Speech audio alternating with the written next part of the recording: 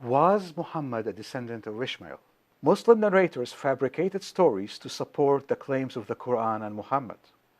In particular, later in the 7th and the 8th century AD, several Muslim narrators started to fabricate stories, genealogies, and assertions to support the Quran and Muhammad. These fabricated stories became the foundations for what Muslims believe today. These narrators have been shown to be unreliable. For example, when Ibn Ishaq created his genealogy, he was attacked by the scholars of his day as, quote-unquote, creating false genealogies. Several genealogies were created to link Muhammad to Ishmael by narrators such as Ibn Ishaq and others. The problem, all of these contradicted each other. Arabic scholars confess the absence of references in pre-Islamic Arabia that connects Arabs to Shem, son of Noah. Ibn Ishaq listed 40 ancestors in his fabricated genealogy.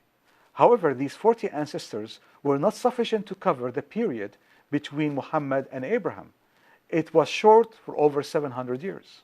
They also inserted Arabic names from their time into these genealogies, into even ancient times, during Noah time, during Abraham time, and so on and so forth. These narrators claim that Ishmael married a woman from Mecca. They claimed that Mecca existed during the times of Abraham. In fact, some claim that Mecca existed at the time of Noah.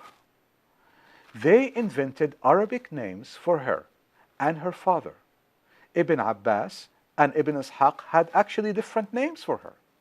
The Arabic styles of these names reflected the Arabic styles and the language of their time. Furthermore, they had fabrications about the Amalekites.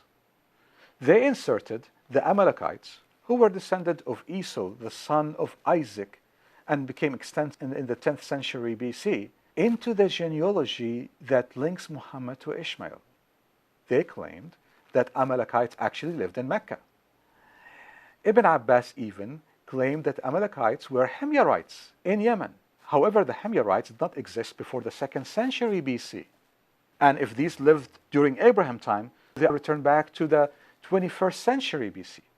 He also claimed that Allah drove them out of Mecca, back to Yemen. These narrators also claimed that ancient Egyptians, the pharaohs, were descendant of these Amalekites.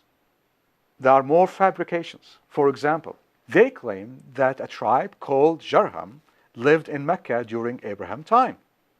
They inserted them in these genealogies. However, there is no evidence for such tribe. They claim that the original name of Jarham is Hadram, a name fabricated by Ibn al-Kalbi. He claimed that Jarham were older and more important than the Sabaeans and the Himyarites. Ibn al-Kalbi also claimed that Jarham was the grandson of Saba. However, Sabians appeared about the 11th century BC only, and yet they claimed that Jarham lived during the Ishmael time, 21st century BC.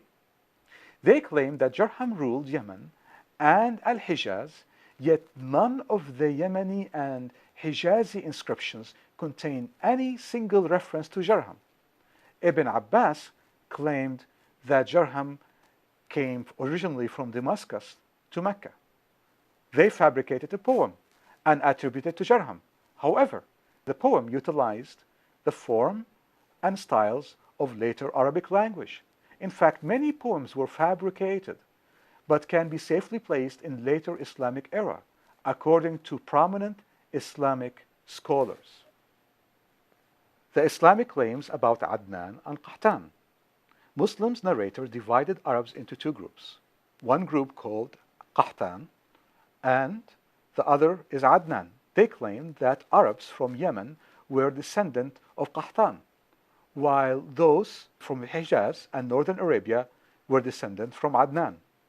This division is fabricated. The name Adnan is a mythical name, fabricated by later Muslim narrators. Adnan was never mentioned by any Arabic inscriptions before their time.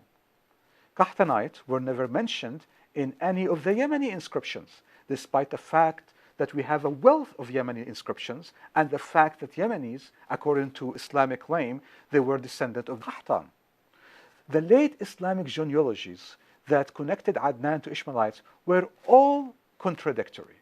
Ibn Sa'd, the author of Tabaqat, the Islamic historian, stated that they had no record or info after the death of Ma'd, which is supposedly the son of Adnan.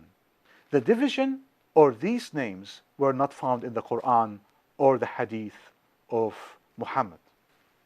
It's very significant that the claim that Muhammad was a descendant of Ishmael, that claim is against history, against archaeology, against the accounts of the Bible. This concludes our series about whether or not Muhammad was the descendant of Ishmael. This is Daniel Amari from the Religion Research Institute.